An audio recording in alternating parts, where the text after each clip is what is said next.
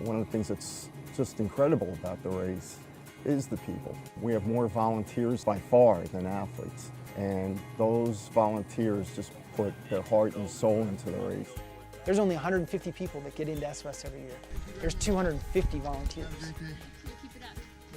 And what's amazing about it is you've got volunteers that have been here for 10, 15, 20 years. And these people know the race, and they know what the mission and the spirit and the passion of the race is about. They know what Don's goal as a volunteer was. You have people that literally fight to be at places to see people in a good way. There's so many personalities. You've got doctors, you've got lawyers, you've got police officers, firefighters, nurses, school teachers. They probably get as much from it as the athletes because for them, they got to be part of this thing that showcases what we know as survival of Shawangunks.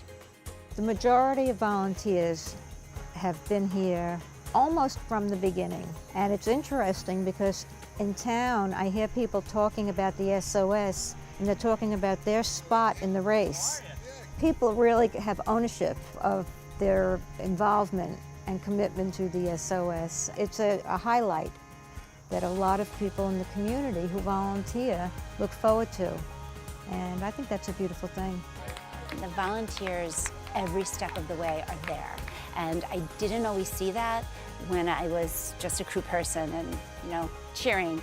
But as an athlete, everywhere you go, they're there. They're giving you water and food, and they're helping where they can.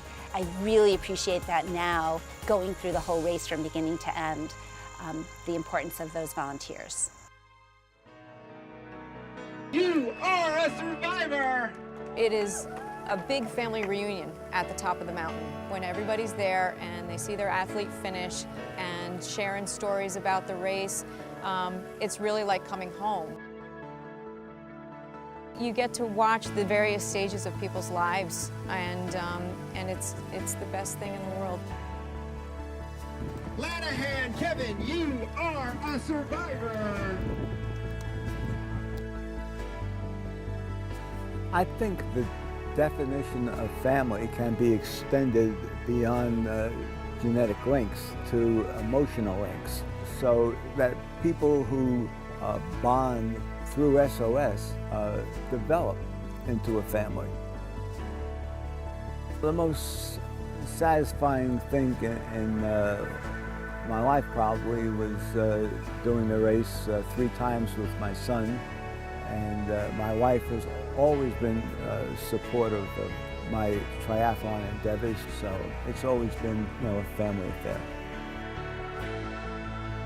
When people think about SOS, they think about the unique challenge, and everyone immediately starts to think about themselves and how they're going to do it and how they're going to overcome these things: cold weather, cold water.